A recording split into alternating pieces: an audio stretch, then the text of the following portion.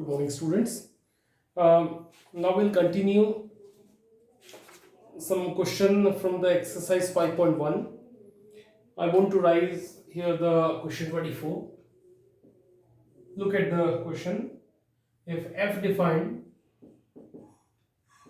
x squared sine 1 by x 0, here it is,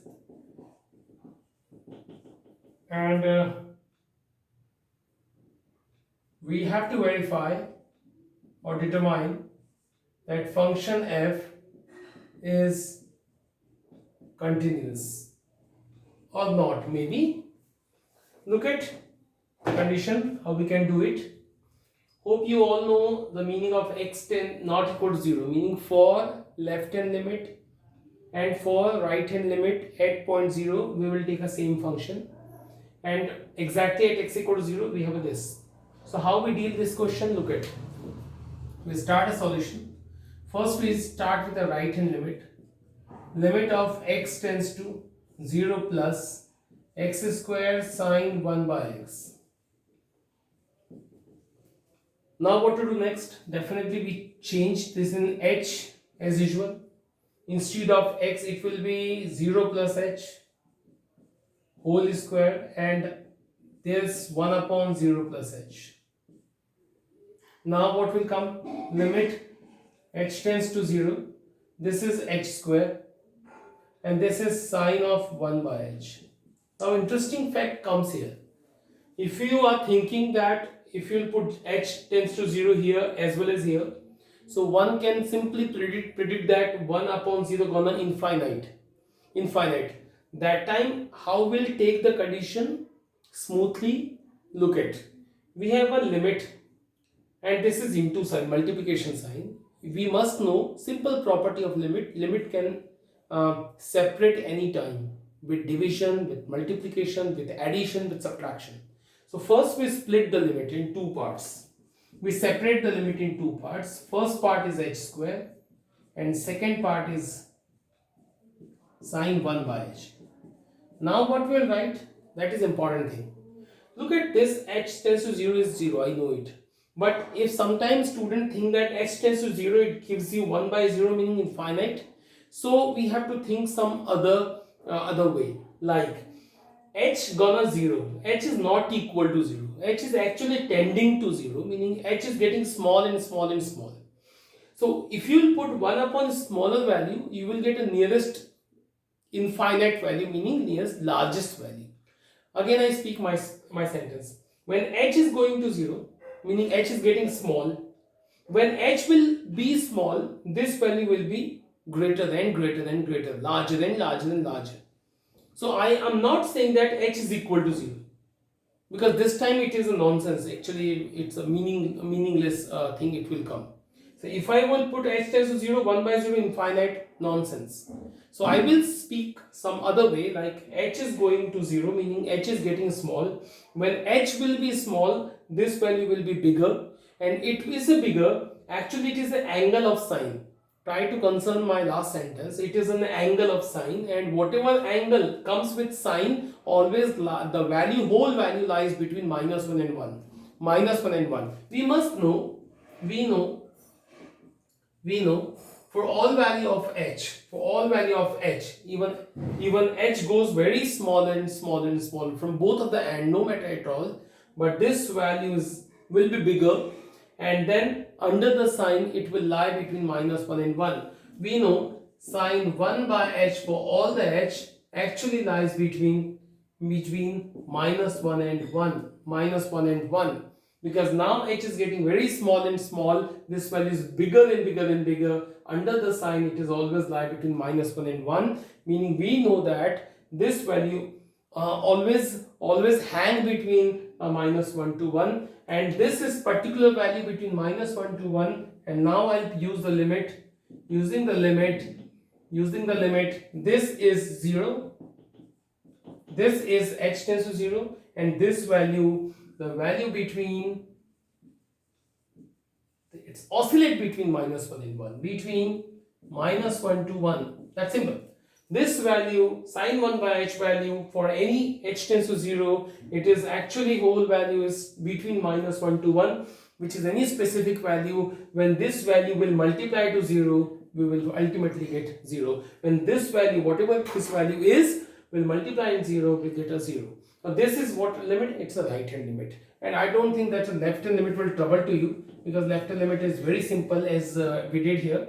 X tends to 0 minus, if I'll put for function, definitely we have a function same, because I recently told you x not equal to 0, meaning both limit will contain in it, meaning right hand limit. For right hand limit and for left hand limit we will choose the same function, meaning I'll put here x square sine of 1 by x. Same I will do, I will turn as an h.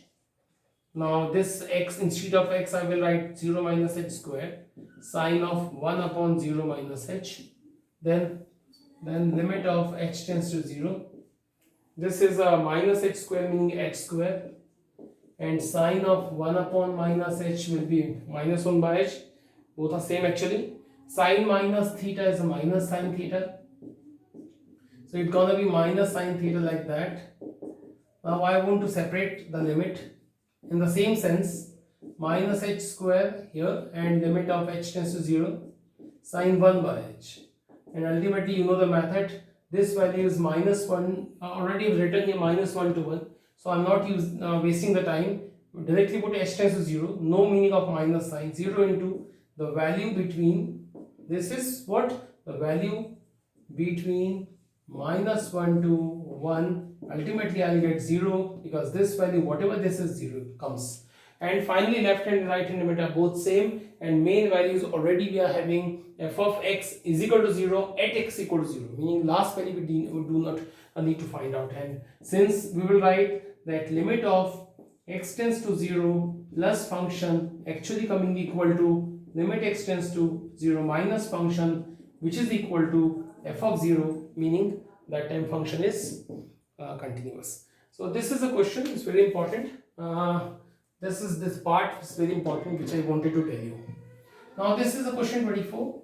Let's look some further question.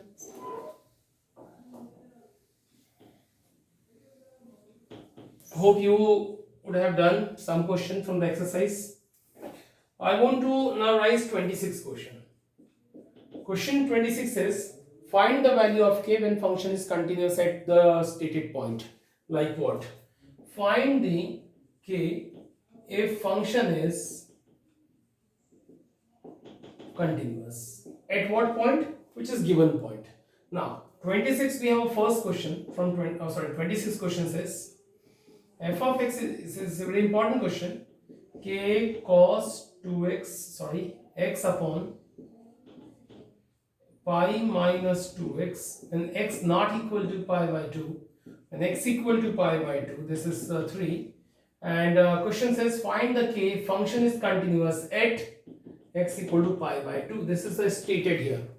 Okay, now question is again very easy, and this should be in your practice, because same question yesterday we had a question that find the relation between a and b. What we learned that time, same coming here. We are given that function is continuous, already it is given at this point.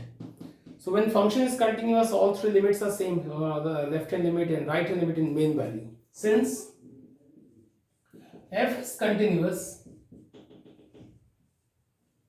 at x equal to pi by 2, so that limit x tends to pi by 2 plus function equal to limit x tends to pi by 2 minus function is equal to main value. Now interesting thing is that which will two take initially. If you will take this and you will ignore this, you will be in trouble. I taught you that you have to choose such a two parts when these two includes. Like x not equal to pi by 2, meaning this is for left hand limit, and for the right hand limit we will have a same function. So if you will take a right hand limit and left hand limit and you will ignore this part, these two part will not give you any answer, because for right hand limit function will be same, for left hand limit function will be same. So this time you cannot find the value of k. So both should engage. So I would take one of these two, And I would take this one specially because f of pi by 2 meaning the function's value at x equal to pi by 2 is 3, meaning f of pi by 2 is what? 3. Look at f of x is equal to 3 at x equal to pi by 2, meaning f of pi by 2 is equal to 3. So this value is 3, so one of these two I'll take. So I want to take any one of these two. Suppose I'm taking first one and last one. Now I'll put the value because this is all same because function is already continuous. So put other values. Limit of x tends to pi by 2 plus function is definitely k cos x upon pi minus 2x is equal to this value is 3. This value is 3. Now change in h. Limit of h tends to 0. This k cos, instead of x I will write pi by 2 plus h. Pi by 2 plus h upon pi minus 2 into, instead of x I will write pi by 2 plus h is equal to 3. Now what to do? Very interesting comes. Look at cos, this is 90 plus theta. Now go in the quadrant system. In 11th class you read cos 90 plus theta in which quadrant coming? Second quadrant. In second quadrant, sine is positive, cosec is positive, but cos is negative. So I will write minus sign. And for 90, the ratio will change. The cos will change in sine. So cos 90 plus theta is minus sine theta. So minus sine h will come. And whatever the downside portion, pi, just multiply to 2 in the bracket, 2 into 2 cancel. Minus plus minus and 2 into h 2h is equal to 3. So what we'll have finally? Limit of h tends to 0 minus k sine h upon this 2 cancel, this minus 2h is equal to 3. Now very interesting portion coming. Minus and minus cancel. The limit for h actually, so except h all are constant, like k is constant, just take out. 2 is a constant, just take out. What remaining portion comes here? Sine of h upon h. And you should not surprise, this is one of the fundamental law of limit you read in class 11th. I want to write here that, okay, I'm writing here only. Look at you saw the formula. For x I'm telling you sin x upon x is equal to 1. In class 11th I taught this. This formula works only when angle equal to denominator. When it is x, it should be x, and this should be 0. This is sin h upon h, and h tends to 0. So all sense it is 1. It is 1 because the formula says 1. So finally answer is k by 2 into 1 is equal to 3. So k is equal to definitely 3 2s are 6. This is the answer which was required here. Find the value of k. So this is very simple and important question. Based on this, actually we have a further more good question in reference book. So okay, according to time we will do also them. Filal, okay, by the way, we just we want to wrap it now. Hope you have seen and try to do this question after viewing few times. Now I'll move on the some question. Alright, let me tell you, 27, 28, 29 are same kind of this question. I think you can make. 30th one I want to discuss with you. 30th. Look at 30th question. Find the value of a and b such that function is continuous. And question is given. It is 5 ax plus b 21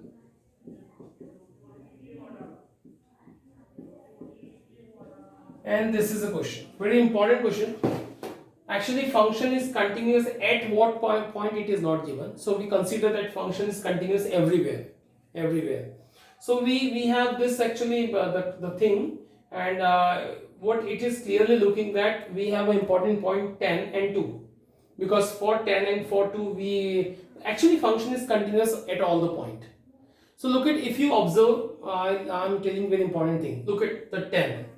So you have for 10 all three conditions: x greater than 10, x less than 10, and x equal to 10. All you will get. For 2 we have three conditions: x less than 2, x greater than 2, and x equal to 2. Meaning if we put that function is continuous at 2, so we would have definitely an equation, and also function is continuous at 10, we again would have another condition. So two conditions, two equations will definitely contain A and B, and after solving A and B we'll get A and B respectively. So how we'll go through this question? First of all, I will write since solution. Since function is continuous at x equal to 2, I am taking first 2 because it is continuous at all the point. It is not being stated specially that function is continuous at what point. So we consider that it is continuous at all the points. So we only taking just 2 points, first 2 and 10, 2 and 10. So first I am taking 2. Okay. So right hand limit, limit x tends to 2 plus function is equal to limit x tends to 2 minus function is equal to f of 2. Three things we are having equal, so we'll take any two. So what kind of function you have to take so that both should engage? Like I tell you, if 2 plus meaning x greater than 2, look at x greater than 2, this will come. And this is 2 minus meaning x less than 2, meaning x less than 2. This is, so both are different function. So we can take these two. So ignore this one. So I'm directly writing now, or especially ignoring and writing again and again. Just putting the value directly. That for 2 plus, what function will be chosen? X greater than 2. This means ax plus b. And what about that? Limit x tends to 2 minus. Function will be x less than 2, 5. So if it is a 5, we need not write all because it is just a 5 without x. So when it is without x, what is the meaning of x tends to 2 minus? When it is completely constant value. So we need not write that. And now we'll change in h. When I'll change in x, I'll have instead of x is a 2 plus h plus b. Look at it is b equal to 5. Put h tends to 0. So it's a 2a plus b is equal to 5. This is first equation. Hope you got. Now this is for functions continuous x equal to 2. Similarly, function is continuous at x equal to 10 also. So when function is continuous at 10, what I'll take? 10 plus function, 10 minus function, and main value. So the thing is, what you will take, which two you will take? X tends to 10 plus meaning x greater than 10. X greater than 10, this comes. And x tends to 10 minus meaning x less than 10. X less than 10, this one, meaning both are different one. So I am taking these two, I am ignoring that one. So okay, go on. When I choose x tends to 10 plus meaning x greater than 10, x greater than 10 is given actually 21. So if it is a completely constant value, with it is without x, that's why I need not write x tends to 10 plus and directly putting the value of function. But here only we have to go with x tends to 10 minus, we know that it is a x less than 10 coming, so ax plus b we have to write specially here, ax plus b. Now afterward it is 21, it is limit h tends to 0. Instead of x I will write 10 minus h plus b. Put h tends to 0, it is 10a only plus b. Ultimately I would have 10a plus b equal to 21, equation number 2. So student, now it's very easy for one and all because it is first equation and it is second equation. So very kit work I am doing. 2a plus b is equal to 5 and 10a plus b is equal to 21. Both equations we should take here by 1 and 2. By 1 and 2. I am writing one below the other, and what to do, you know it, just subtract. Just subtract. So b and d will cancel. This is minus 8a and this is minus 16. So a is equal to 2 will come. When a will be put here, 10 2s are 20, b will be 1. And by 2, one can easily find b is equal to 1. So this is the value of a and this is the value of b. So this was a question. Now one kind of question still remaining. 31 to 34 question of your book with 2 example also. So all the same kind of question. In tomorrow's lecture we will complete that. Thank you.